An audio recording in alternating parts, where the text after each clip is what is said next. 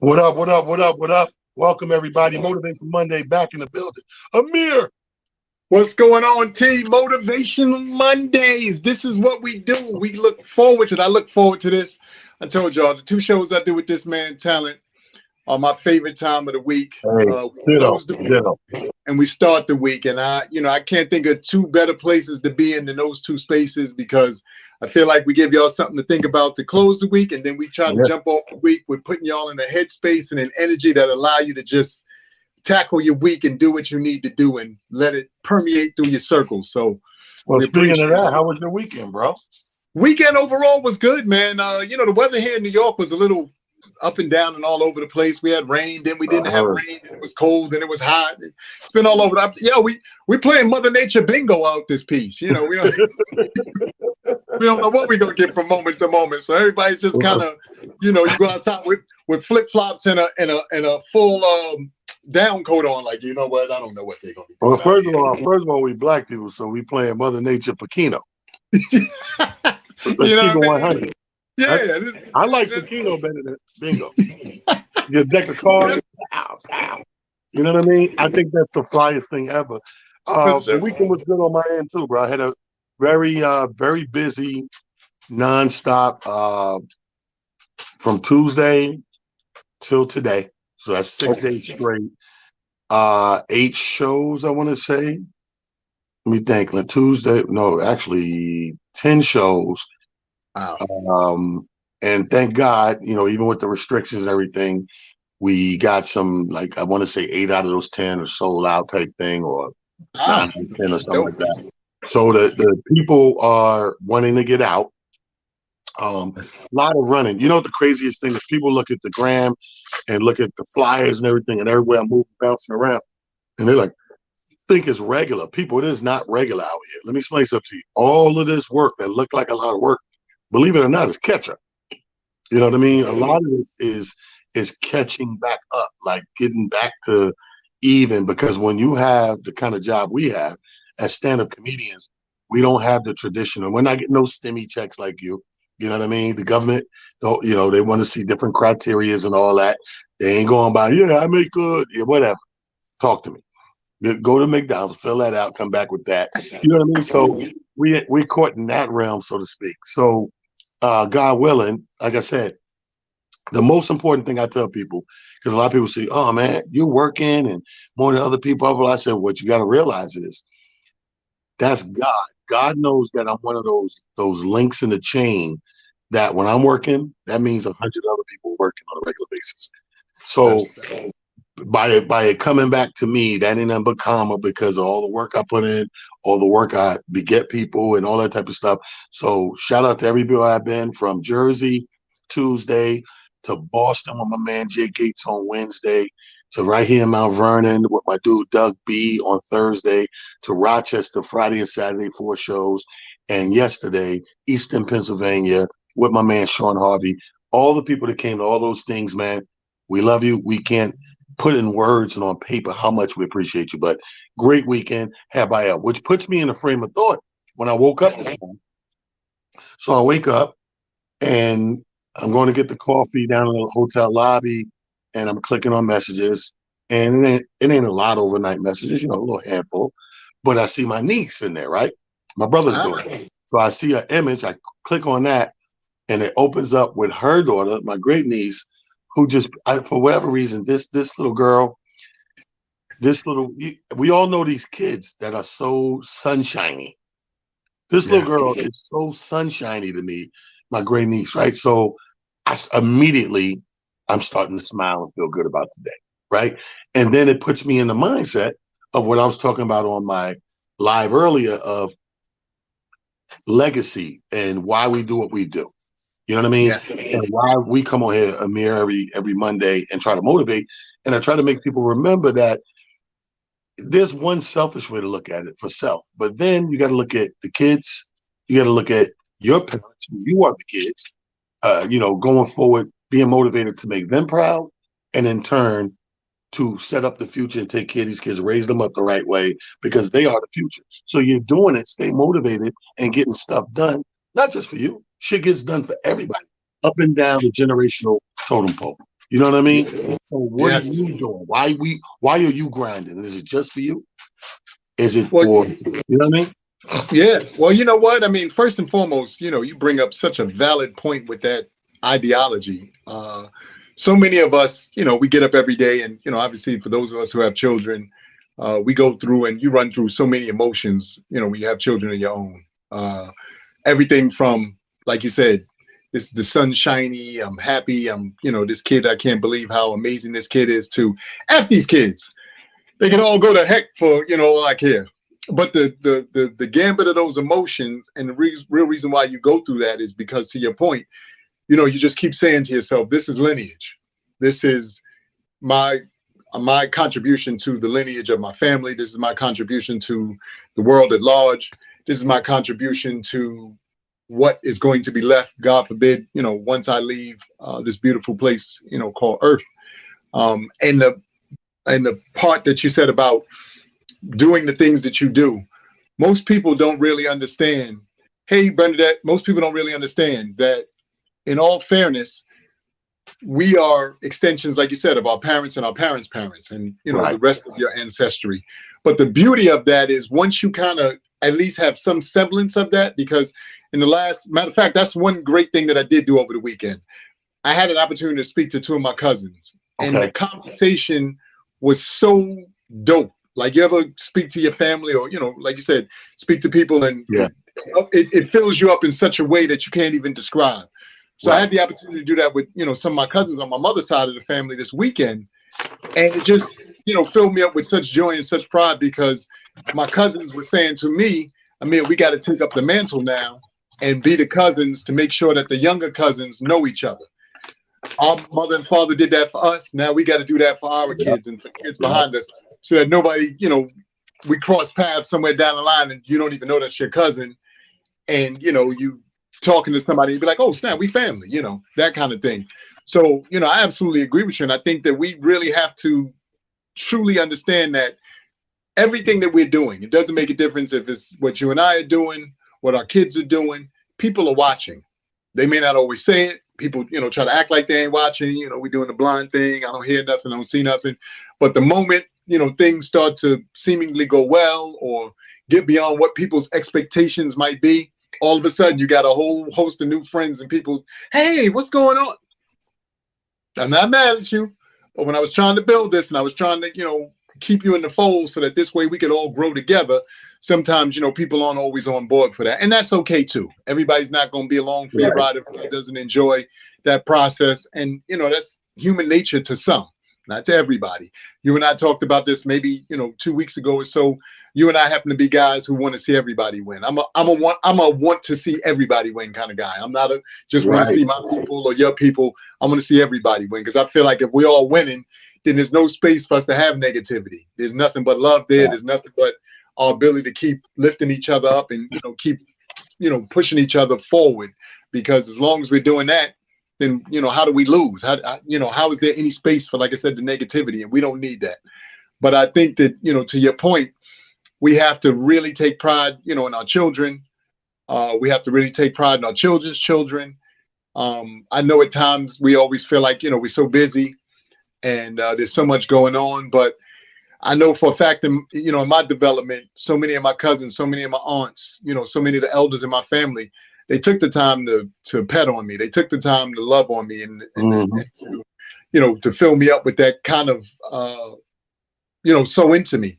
And I think that we have to realize that now we're at a stage and at a place where we have to do that, for like you said, the generations to come, because that's really what the legacy is. It's the That's sewing right. into each other. It's the, helping each other understand that aunt such and such, or uncle such and such, or great aunt such and such, or great uncle such and such, or grandma, grandpa, who they really were, what they meant to you.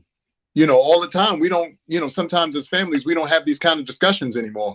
We kind of, have let generations go by without saying how impactful grandma and grandpa was, how Right. impactful aunt such and such was. And in this regard, and this is why I brought up my family. So the conversation I was having with my cousins today, you know, some of you, have an idea, or, may know if you join my Facebook page, or even my Instagram page, and you've seen certain pictures. some of my family was involved in the movement, especially my mother and father, and I also have aunts and uncles who were involved in the movement as well.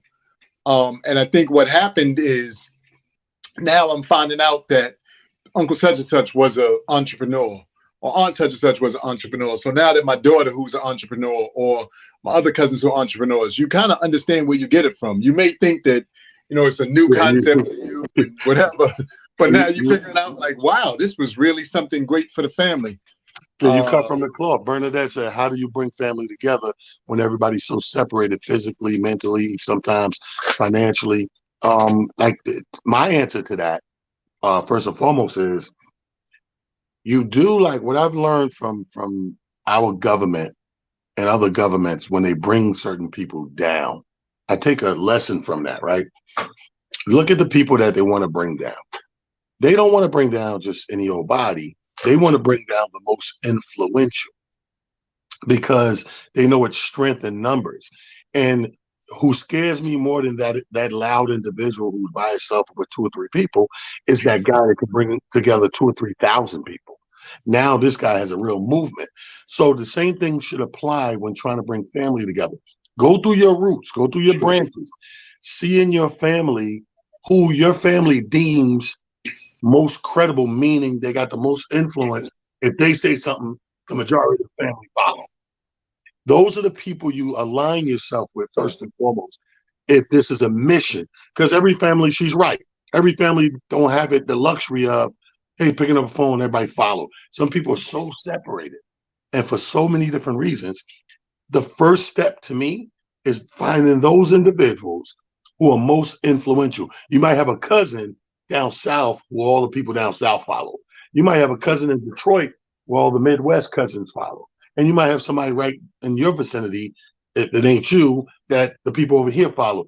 If you align those influential family relatives, you draw in the masses. I'm not saying you're going to get everybody, but all you need is the majority.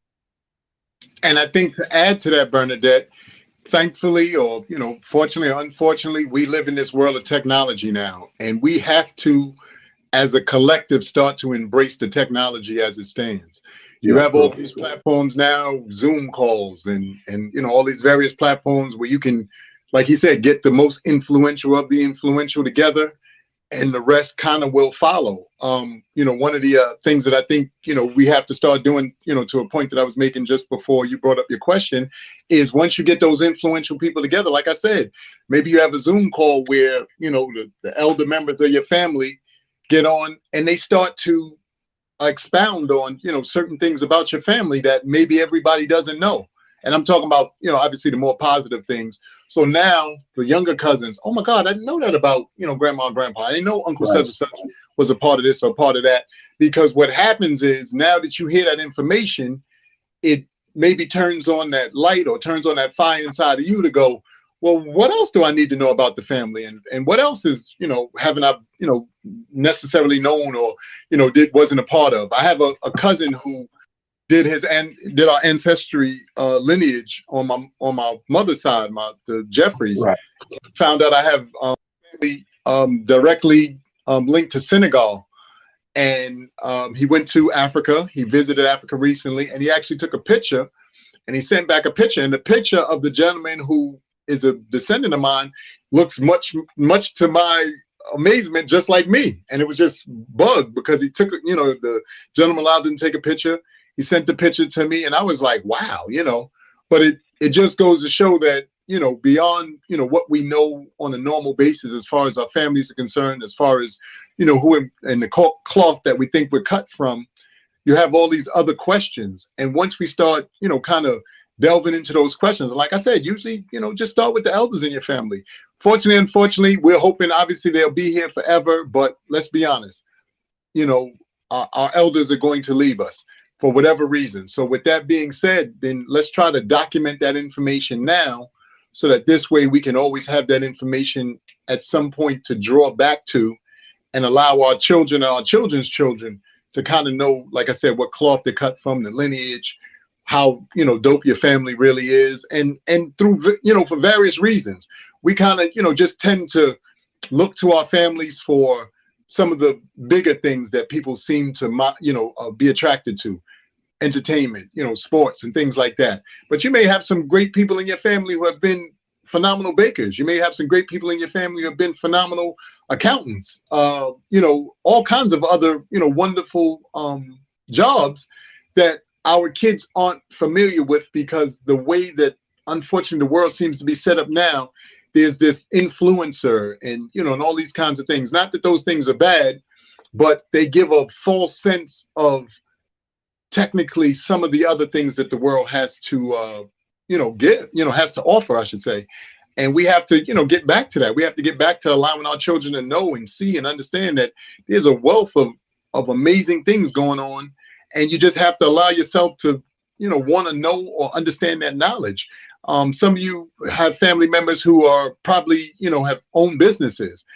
As a kid, my mother and father used to own a material store when I was a little kid. And the interesting thing about it is I used to just think to myself that that was their job. I'm a little kid, so my mother and father would get up, we go to school, they go to open the material store. The Right. fun part about it for me was, it wasn't until I was much older and I started speaking to my friends who I grew up with, and they was like, yo, your parents was like the Jeffersons. And in all fairness, I never equated the two, because like I said, my friends parents worked as at the phone company, or they were what are the people who when you got rodents and all that stuff, exterminators. Yeah, police officers and bus drivers and and all kind of other jobs. First of all, you sound mad bougie right there. Like you ain't got the rodents. You like, yo, what's those people that come? When you got what? I couldn't think of the name, and I feel bad. Nah, because you didn't have rodents. No, hey, you bougie Negro. Now that is a super lie, and that I would not allow you to besmirch the name. Hey, Pete, the nigga said, yo, what's those people y'all call when y'all, when your house is flooded? But true to form, T, like, as a little kid, my parents owned 3 different material stores. They owned one on Union Avenue in the Bronx. They owned another one on Burnside Avenue in the Bronx, where we lived for a very long time. And then they eventually had one on the Grand Concourse, like a couple of doors down from the Lowe's Paradise. So for us, it was always interesting. Like I said, for me, it was always interesting because, I would go help out. My mom's and mother and father asked me to help stock stuff. But in all fairness, in my mind, I swear to God, I just thought of it as their job. I never thought of it as them owning their own business. And then, I got to be older, and I'm talking to friends that I grew up, and they was like, son, we really thought y'all was like the Jeffersons, because, your parents had their own business. And I had to think, I was like, wow, I guess they did. I really didn't look at it like that. I just, thought that everybody else's parents went to work. That's where my parents went to work. You know what I mean? Right. But I say that to say, again, we have to get better knowledge of that when it comes to your family. So then this way, for those family members who say, I want to own a store, you understand how and why you want to own a store. Not to mention, maybe you can have that conversation with the elders in your family. This is what I was going to say to you. This is what I was going to say, because this brought the thought right up. By listening to your testimony, the thought comes right in my head, like, and I don't want to say, because it's not a right or wrong thing. It's a getting better as a people, as a group thing, right? Yes. Do you think, because now I'm starting to think that, especially in the day and age we reside in, it may be a better recipe or formula to not be like our parents in the essence of, hey, Sharonda, in the essence of hiding or blocking from view a lot of what's going on in real life. Like, there has to be an age that we say to ourselves, and it can't be, I think teenagers and young adults, it's too far gone. I think it's got to be earlier, where we pull our kids in, pull our seeds in, our nephew, our nieces, they're young, and we start to slowly make them see and learn certain things that's going on in the adulthood. Because my mom and her mom generation, that generation was more prone to hiding things from us. And I don't get me wrong, because it's tough to say this. This is not an easy thing to decide on, because I am for, because like when I look at my 2 kids with the doctor and Rochelle, one of our constant fights over the years raising these 2 kids is, I'm always the guy saying, let them be kids. and she's always like, doing it what I would call like stern and robotic. You know what I mean? How she do stuff. And my thing is, I would be like, maybe like 5, 6, 7. I'm like, yo, let them be kids, let them be 7, let them be 8, blah blah blah.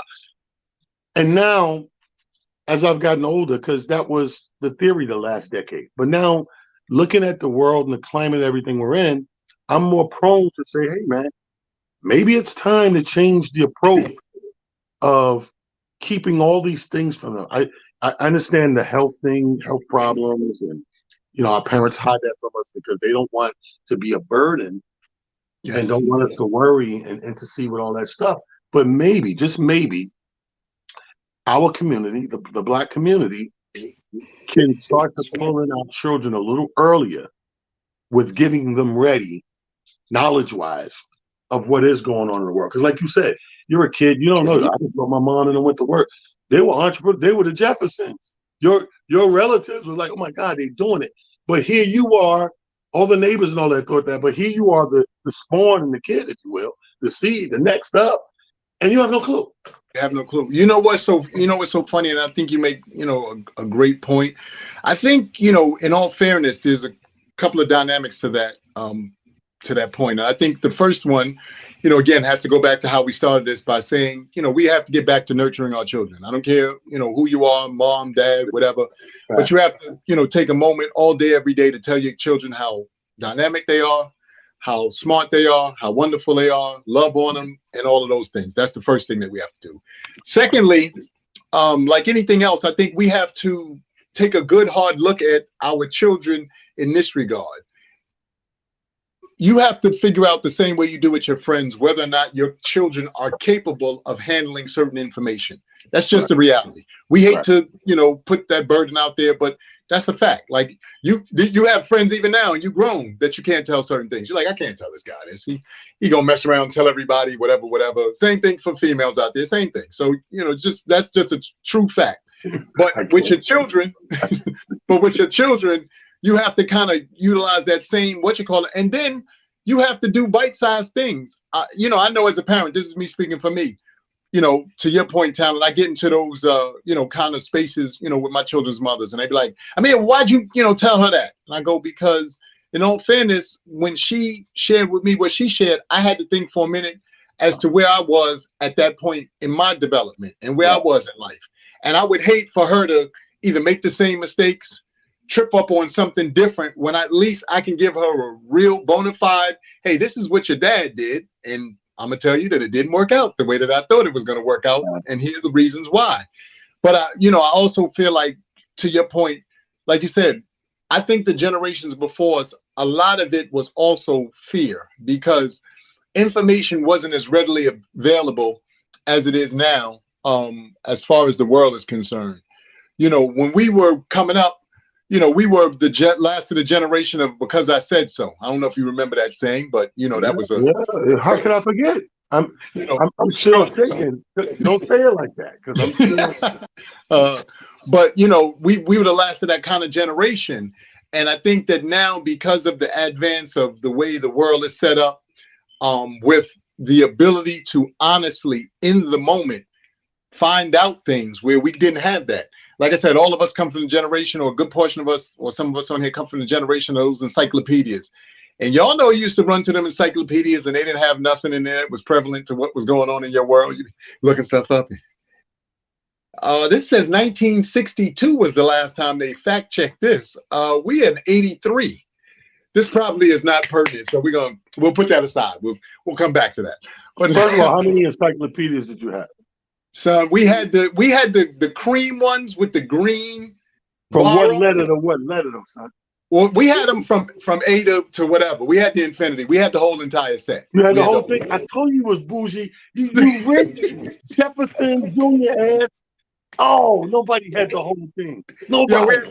Yeah, my mom's and them we had the whole set. And the craziness about it is, I laugh because this is some years ago now. We had helped my parents move out of Jersey, and we still actually had the encyclopedias. It was the funniest shit. We was going through stuff and we looking. I was like, we still got these? I was like, come on, man. These are super out of date now, So Sharonda, you had the whole thing too. yes, You goose ghettos. Let me tell you something. Okay, hold on. Let me switch gears real quick. I mean, not switch gears, but another question on the history. same gear. Hmm. So we're talking about passing information. Now, Kip, one of our people in here says something interesting. Yeah, your job as a parent is to give them this information to get them ready for the world, but not Yes. all at once, right? Says it right Uh-huh. here, but not give it to them all at once. I Uh-huh. agree with that. So my thing is this, and this is going to stir up some negative energy when people go back and watch this part, but I give two fucks. So and taking out kids. Now I got 6 kids, right? So let's say you're a person with multiple kids and different genders. Are you quicker to give this information to the boy or the girl? You Because know I'm what's gonna so? be honest with you, Mhm. the most the deeper stuff, I probably would be more prone to give to the female. Okay. And because I think that, and this is why, I think because I'm a guy, a lot of the jewels that I'm going to drop are going to fall off the tree. You ever walk by a chestnut tree or something and shit fall? Ain't nobody picking that. It's just falling. I think that happens male to male. So I think in the growing up and raising your kids, male to male, you get a lot of that trickle down fall and shit, right? Unless you're a Mhm. dad with all girls. You know what I mean? You just move accordingly. But when you have both sexes, you do move different from sex to sex, right? So, but being a grown man now and living through the 50 years we lived through, and from what I know that women are learn quicker, a little bit smarter than us. I respect that, right? And B, it's by my nature as a man to be more protected. I don't know if Well, you. again, it's hard for me to, truly, answer that only because I have, girls. I have, both of my children are girls. So I have 2 daughters. I do kind of agree with you in a real sense. I think that, to me, partial and part, the difference is this, especially when it comes to males. I think one of the real caveats of trying to impart that information on males is we tend to, as males, because I'm, again, got to take myself back to, when I was younger and swearing that I knew everything that I thought I knew. Um, I think so. Uh, going back to my, going back to, like I said, my youth, and remembering the information as it was given to me from both my mother and my father. And to your point, I think the real reason why girls, have a like you said, a tendency to intake more information or at least process it differently or better, is because, in all fairness, women are nurturers, and their job in a collective way is to help us be better, not only themselves but to help us be better. That's really why we have women in our lives. We clean up stuff, and we do better. You ain't got a woman in your life, your house and your whole life is a mess, and it's not mess in the sense that you have or don't get anything done. It's just you don't have somebody who's kind of doing the smaller things. We tend to just look for the big stuff. What's the big stuff? That's all I need to know. Don't give me all this Right. small stuff. But I think as parents, to Kip's point, you do have to spoon feed your children, and I think that each moment or each situation presents an opportunity for you to do that spoon feeding. I think where guys are, like I said, are more concerned, we usually are charged up differently, and we usually see the world differently. I think a lot of what we're going through is sorry to see that, hear that, Adrian. I think a lot of what we're going through has to do with the fact that that guys as a whole, we usually tend to, like I said, we take information and we kind of like, yeah, whatever. Women don't do that. Women take information, they go, that's interesting, I'm gonna do some research on that. We late to research stuff. We even, when it comes to health and all that stuff. That's why usually, you find us in more, health issues than, women. Dudes don't want to go to the doctor. Girl, the first time she feels of anything, I'm gonna go get this checked out. You have ladies in your life. The minute anything's wrong, she's the first to tell you, why don't you go to the doctor? You be like, It's gonna go away. I'm a look. Let That's me I'll let be me all tell you right. why we like that. First of all, I speak for every man. When you say doctor, every man thinks the doctor gonna find a reason to go on your ass. So And we stay the fuck out of there. Like unless my leg I be hanging the fuck off. Okay, all right, put it back. Put it back. Don't touch nothing else. Just put the leg back. Doc, we go. So keep uh, it that's real. true. Keep it real. Yeah. No, Keep it look. real. I was like I told you, I was at the doctor today, so they took my blood pressure. And they said, they said your blood pressure is a little high.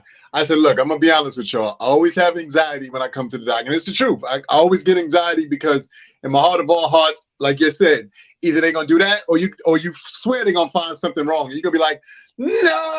So I think for a man, everything looks suspect about a hospital. Everything fruity. The first time in the hospital, you saying to yourself, why you gotta have the nightgowns with the ass out? That mean you planning on it, trying to go in my head. Wait, I remember the first time I put one on. I said, "Where the men's at?" You at the men's?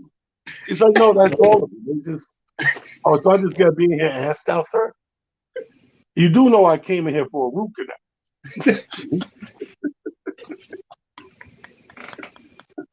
but but it's true. It's true. Look, I had to do it today, so they had to do an EKG on me. So they was like, well, put it on, so that and I was like, I hate being in here. I'm gonna keep it 1,000. I really don't like this. I'm gonna go along with the program, and I'm not mad, but this really is not my cup of tea. You know what I'm saying? but It sure sex does have a lot to do with it. Methods of teaching children. Yeah, it does. I Yeah, mean, absolutely. We I mean, here's the thing. When mm, we teaching our kids, okay, so let's back up a little bit because it's easy to say it in a general vague sense, right? It's yes. harder when it's more intricate if we put details into play. So when I say talk about what's really going on and what to get ready in life, right now, the main thing for black families are protecting our kids from the police and police brutality and excessive force and all of these little situations that just like this can escalate so fucking fast. I'm gonna give a prime example. My boy, who's like one of my best friends in school, who lives in Atlanta now, his little brother, son, so his nephew, I haven't seen this little boy in 20 some odd years. And I set up because I have my boxing show. I just got home in the area, so I said, you know what? I'm just going to do it outside on this bench outside Dunkin' Donuts while I sip this coffee. And he walks by, oh God! So he's talking to me, and I'm trying to talk, but we're on camera doing boxing. So I'm like, yeah, one second, I see, you know. And he took it immediately offense to it and went from 0 to 60. Like, dude, if I was on this camera, I'd probably be making the news for choking out a nephew or some dumb shit, getting to it with him in the parking lot because it was really excessive. You know what I mean? And this is Mm. what I mean by we have these young kids out here who, and clearly, you're just not equipped. You're not equipped to differentiate talent acting funny or talent's busy on a phone call. Or even if you can't see the show, what I can see, you see the tripod set up, you see the headphone. So I'm doing something that's important, whatever. That if I do like this, like, and even when I mute to say I'm on show, oh, who the fuck, blah, blah, all that street shit kick in, right? 0 to 60. This is the thing when we're looking to protect our kids and we're looking to start having empathy and sympathy and those things are playing a big part and de-escalating the situation as opposed to escalating the situation. That comes from us passing those gifts of knowledge down. And today would be the George Floyd case, like the Wright Jr., like the Eric Garner, all of these things. There's so many names in such a short span of time, in a matter of years. That so say this is that piece of information. Do you deem it? Let's say you got a 10-year-old. Am I telling it to my 10 or You know, depending on who they are, or no? I'm gonna wait 3 more years if I had those conversations. You know what I mean? What do we do? you know what I think? I think one of the one of the other things that we hopefully, again, are doing, like I said, besides loving on your children, besides, um, sewing into them in the ways that we should so that they feel safe, secure, so that they feel proud of themselves, so they have a sense of self, is, you have to share the other information about not only your growing up, but for instance, we've talked about this also in the past. So, coming up, and I know these shows don't exist so much anymore, but coming up as a kid, like I said, in our house, Like It Is, Positively Black, there's one more, Tony Brown's Journal, were all TV shows that, in a real sense, at least for those of us who, like I said, are maybe in and around the same age as I am, who are on these various platforms, know were shows that would talk about our experience, whatever that experience may be.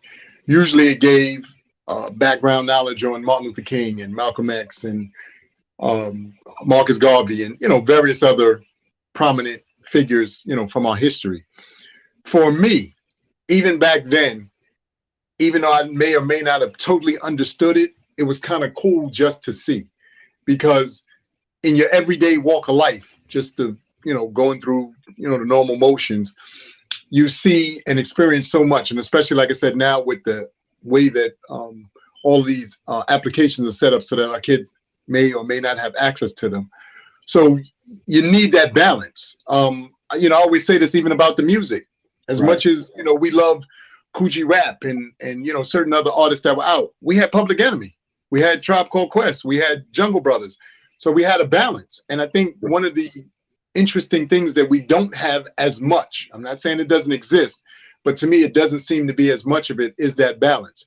The scales have been tipped in a way that now they want to promote specific ideologies, they want to promote specific energy, and you have to do a better job of regulating how much of that your children are privy to. Because the more of it that they're privy to, unfortunately, the more that it programs them in a specific way so that they act, respond, and even do things in a specific way. And I'd like to believe that, as a collective, we have to understand that it's our job to help regulate that or to help keep that balance. You know what I mean? See, you feel based on the levels of understanding, you don't think because you are young, they do not understand what's going on. You're absolutely right, Shana. And that's what I mean by that. So with the, as far as your children are concerned, and I, kind of addressed this a little earlier, I said, you have to look at your children the same way you look at your friends. You can't tell all of your friends certain information. Same thing with your children. Some of your children are mature enough to handle specific things. Sometimes your children aren't mature enough to handle specific things, but hopefully you're paying enough attention to understand that and to know how and when you need to bring that to the table. And I think that that's a real, thing that we all have to, practice and do a better job at. It's not, just talking to our children. We have to do the same thing with, divulging information amongst ourselves with our friends. But it's a real skill set. It's not something that, people should sneeze at. We really have to think about that, because I think that, people just say to themselves, you just got to tell them. Yeah, maybe yay, maybe nay. That, sometimes that's not the best thing, you know. Yes, Adrian, sex, drugs, and this materialistic mess. You're absolutely right. And there's a lot of that. So we have to kind of address those things as, so we find them. Like I said, to me, you have to address them hopefully as you find them coming up, because I'd like to believe that hopefully the same way our parents asked us questions, I try to ask my daughters questions. You got a boyfriend? What's he like? What are you into these days? You got to have those questions, so then this way what the follow-up question should be. If we're not doing that, if you just assume your children are doing well, or you assume that they have an understanding of everything, which is obviously up to you, then the results of that can be catastrophic depending on whatever information. I think one of our big problems, and not uh, this is not just Black community based. I think this is across the board. I think as parents, as much, and it's the weirdest thing to me, because as much as we enjoy sex, right, and love sex, and sex being the reason to procreate and all these things, we fear it, and we fear it so much for our kids that we put that shit off most of the time. Black and white and Latino, we put that shit off a very long time, and I don't know if it's more because of the uncomfortability towards us, how we gonna feel, or the uncomfortability with them, because it's going to be uncomfortable either way. You know, they're going to have some uncomfortable feelings and awkwardness. You're going to have some awkwardness. But I don't know, for as the parent, coming from the parent perspective, is that POV? Are we waiting too late? Because a lot of the times we don't come out of the blue and sit them down and start it. If something triggers the conversation, if it happens in time, um, something triggers it, or we figure they're so down the line we can have it now. But in a real world, again, this is why I say we got to change the playbook. We got to adjust the playbook, because times have adjusted on us 100 times fold, and Yes. we're still using our old original playbook. And I hate to say it, folks, but we have to adjust the same way streaming is out now, and everybody don't have cable. The same Yes. way headphones go Bluetooth and wireless. The same way we do everything on our cell phone. Now, as far as information, I think we got to tweak that as well. When we do it, how we do it, who we do it to, the tone that we bring. That's another thing, man. I think that, see, once you do information, let's take something like we were just talking about. Once you do something like that, um, too late, right? Once you do something like that too late, the problem is your energy and attitude is coming different, because you did it for a different reason. You did it because they they popped up pregnant, or whatever it is. So now, obviously, your energy's that information is coming off wrong, because it's coming from a rougher energy, as opposed to the usual I care about my kid energy. Like, can you Yes. imagine if we come into the room and, I don't know, they 12, 13, and cut the game off, pause the game for a minute, and you just sit down and go into a real conversation. Yeah, if it's grown up stuff, it's probably going to be awkward, but at least the energy's not fucked up. Yeah. As opposed to, girl, I think my son got your daughter knocked up. Now you coming in with that fucking energy. You know what I'm saying? So, um, I don't know. I mean, I'm a comic, and I do dumb shit sometimes, like to make myself laugh, but I'm still trying to get the result I'm trying to get. So I tell this story all the time. People laugh when I tell it, but like when my oldest son, first got sexually active, no one knew. We didn't. I had to talk with him a couple of years prior. He had to be about 13, 14, where I'm like, yo, can we just, at the end of the conversation, it was like, can we make a deal where at least you tell me when you're about to do it or do it? It's like, deal. Shook on it, man to man. So you got two lessons from this. One, you're never going to be smarter than your father. Number two, never give your word as bond and don't stick to it. A man, at the end of the day, all he got is his britches and his bond. So he tells me this, right? Fast forward somehow, like this back when MySpace was still on. Fast forward, I get on the page, I check, I see that by some open dialogue, Uh-huh. this motherfucker had sex. So I got to take him to the doctor for transferring schools. So I make some shit up when he get in the car. I got the sad face, shaking my head. He's like, "What's up?" I said, "I'm so disappointed in him, man. 'Cause we had a deal that when you got sexually active, you would talk to me. We would talk about it." He said, "Yeah, but I'm not." I said, "You are." I said, "The doctor just examined you, bro. They can tell, like he a fucking woman." I was like, they can tell when they examined you, you're no longer a virgin. That motherfucker was like, what? And I sold that shit like that. So a motherfucker poured everything out. All the information came out. But I'm grateful that I didn't tell him till years later. He fucking hates that he got caught. But I didn't come with a certain energy, was my point. I could have came with a real fucked up energy, because, A, I'm mad because you promised me something you didn't do, or B, this girl, I don't know, pregnant or what. You're just all wrong. And we had a great second talk, and a Yeah. third, and a fourth talk, because of where it came from.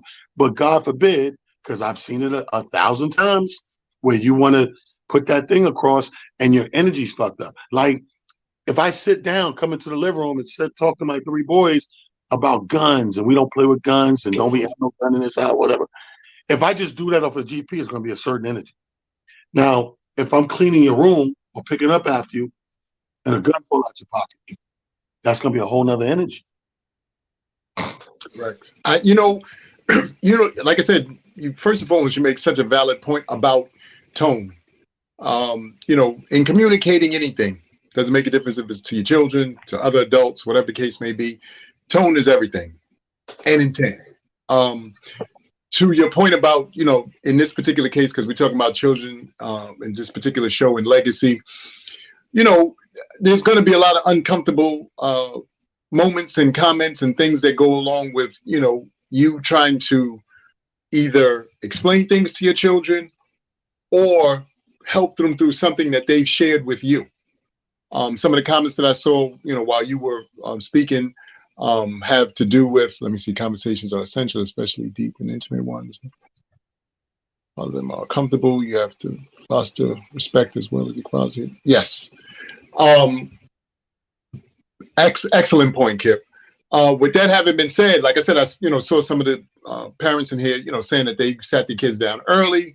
Some of them said they, shared specific things with their children in order to give them a better understanding. And I think that, you're absolutely right. I think one of the true things that, we have to understand is when your children, whether you're sitting down to share information with them or they're sitting down to share information with you, both of y'all are absolutely scared. I don't care who you are. You're the toughest parent in the world. You could be running these streets.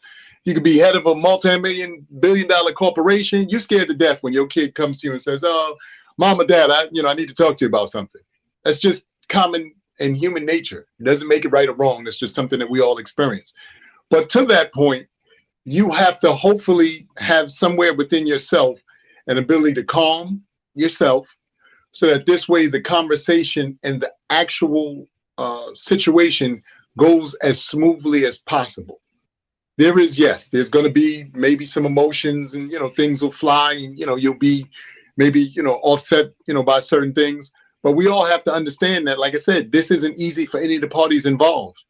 I always use this, even when I talk to my daughters, and my eldest daughter has now made me a grandfather twice over. But I remember when I was making my parents, grandparents, and I was the first in my family to do it, and I'm not the oldest. I'm actually the middle kid.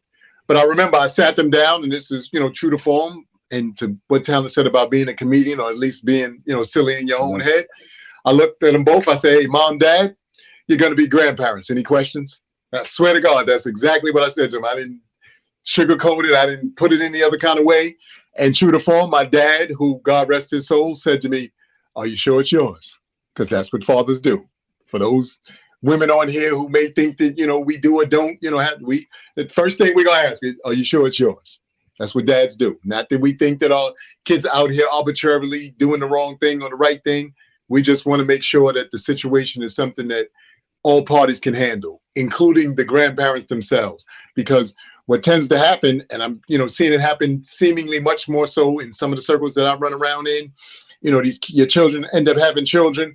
You end up doing more spending time with your grandchildren than they actually do. I recently had a conversation with my daughter. She was like, "Well, Dad, you don't even want to take your..." I said, "It's not that I don't want to take your grandchildren." I said, "Ask your grandmother how much she watched you when you was a baby." She was like, "You had her. I had you. I took care of you. That was my job. Right. You had her. That's your job." See, as parents, sometimes we don't want to be, as strong as we could and we should be. And I say this again, it's no knock to anybody. If you want to be that maternal grandmother or grandfather that is always, playing, do that. But I know this, 21, 22 years old, I've given you that. Why? Because I'm your parent, and that was a part of the agreement I decided to do once I decided to be your parent.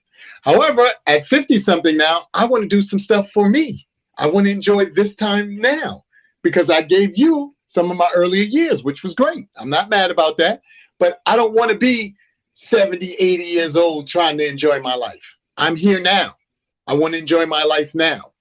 You have decided that you want to have children, which means now that is your responsibility to raise these little beautiful, people. My mom says this, and I've said this again on various, platforms. My mom says two things: the hand that rocks the cradle rules the world. And the second thing is your job is to give your kids wings and allow them to fly.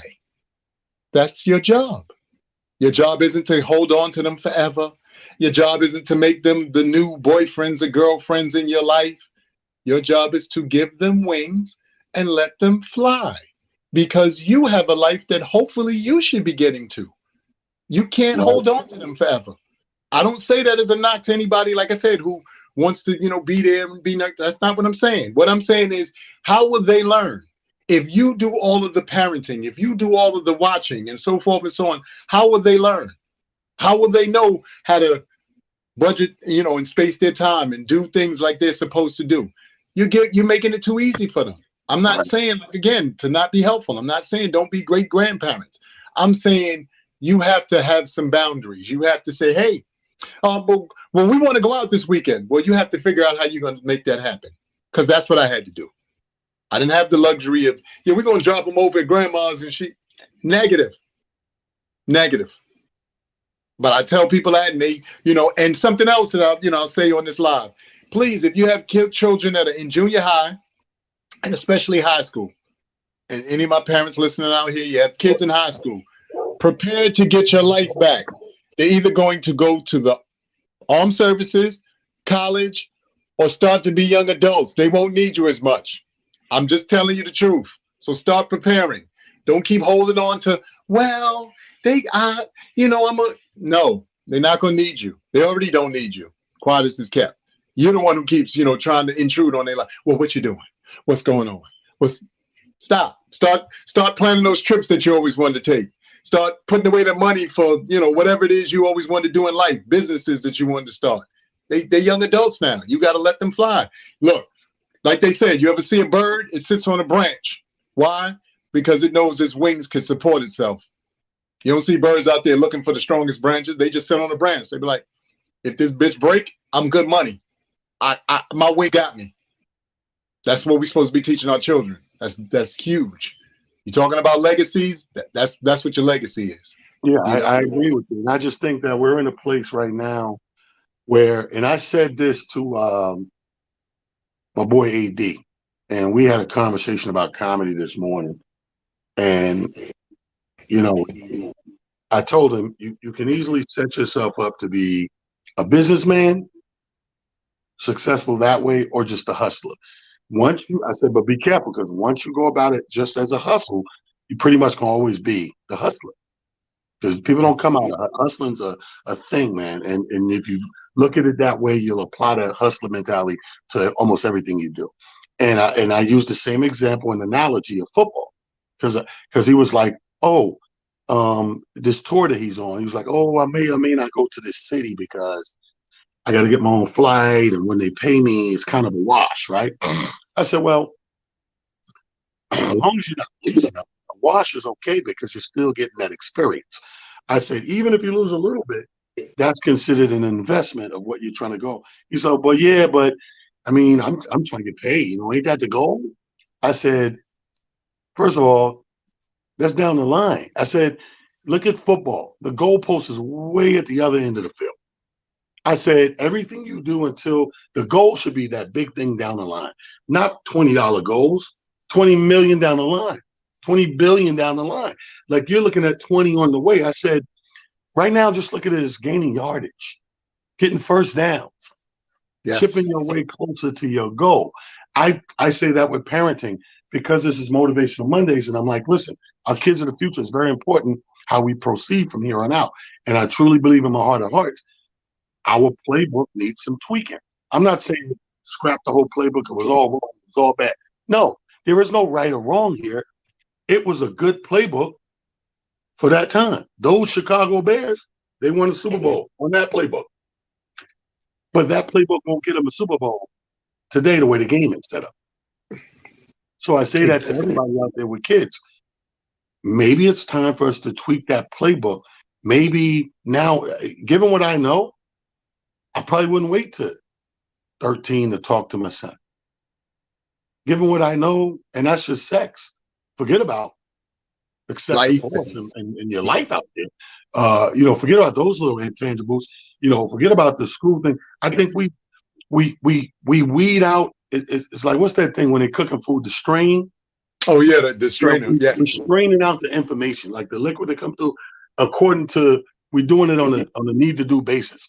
Okay, they're in school. Let me talk about school. Oh, my daughter got her first job. Let me talk about jobs.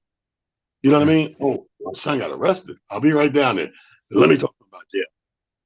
We don't have to do everything in these increments of time that we thought Used to. about. You know what I Yes. mean? It's a new day and age, a ton of new problems, a ton of new information that we didn't have 10, 15, 20 years ago that our kids need to know right now.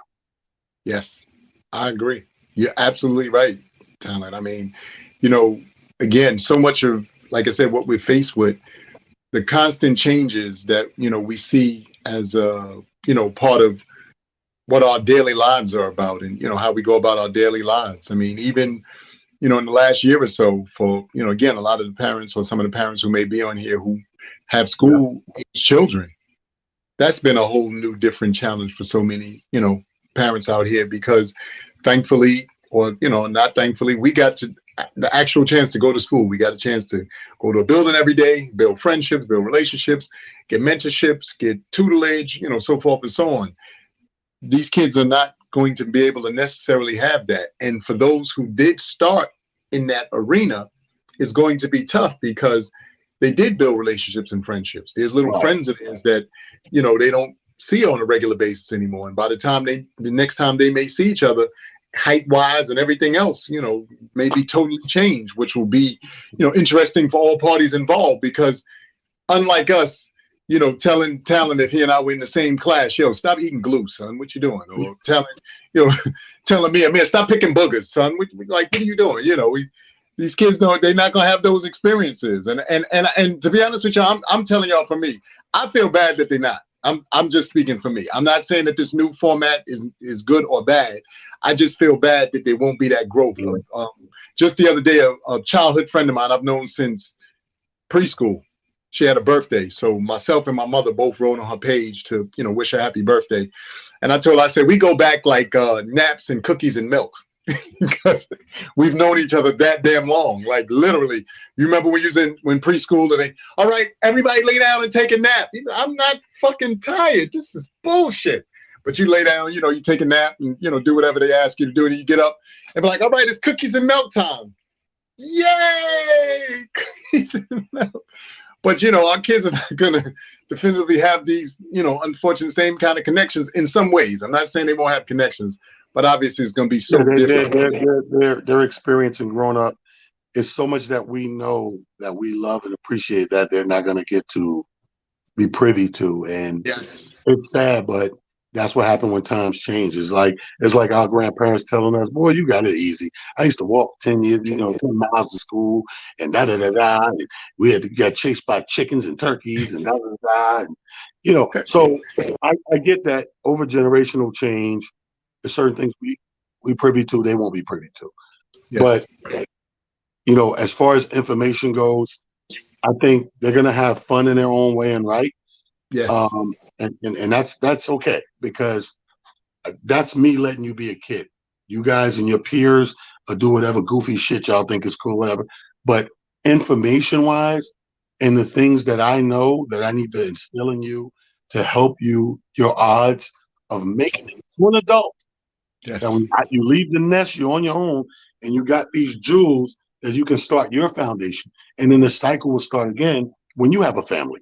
You have a family, you'll start to worry about all these same things that I'm worried about. But I really think that at the end of the day, we're on the cusp of maybe changing the playbook, especially in our community. Because I say it like this all the time: America is built a certain way and is set up a certain way for certain individuals. And then there's these other communities, i.e., the ones we grew up in, that we've always had to be the most creative motherfuckers in the room. We've always had to be the hardest working motherfuckers in the room. We've always had to do tenfold what the average person do just to make do. So knowing all that, my people out there, do your part. trickle down effect, tweak what's going on out here, take it to your playbook as a parent, tweak it over there, and let's give them the tools that they need to not only just stay alive first and foremost, but to be smart and not be bamboozled and hoodwinked into the future system that, in my opinion, is going to get worse before it gets better. Yes, I agree with you. I absolutely agree with you. I mean, you hit every point that you could possibly hit. Only thing I'll add to that is, we came up on each one, teach one, and we came up on the village. And in all fairness, and to some degree, I would love to see us take some of the tenets of that and tweak them so that we can now use them in this current format and in this current climate that we in, because it's hard to not sometimes be able to correct other people's children, especially when you see them doing things that may either be detrimental to themselves or detrimental to people as a whole. But again, we have to breach those situations when we find them. We have to allow ourselves the ability to see injustices and do what we can to try to right those things, and more so than anything, like Talon said, we have to truly understand that the legacies that we're creating start first and foremost with our children, and then they trickle out from there. So we have to do a good job with that. And I'm gonna end on this funny note, because the comment while you was talking, Miss Pink, Latrina Pinker she put in there, yeah, back in the day where you had your ass in before the street lights go off, and I'm gonna call. And she said it sounded old school, and then the next thing she said, and I'm gonna FaceTime you and check on you too. FaceTime. You lost me right there. You had me, and you lost me. No, Anyway, teach one, and I like what Adrian said. It takes a village to raise a child, and somehow the village has fallen. Well, we're going to build that village back up. I love y'all. Nothing y'all can do about it. Amir Silly, Talon Harris, Motivation Monday. We love y'all. Ain't nothing you can do about it. Let's go, Amir. Yes. Love y'all. Salute. Thank you all. Thank you.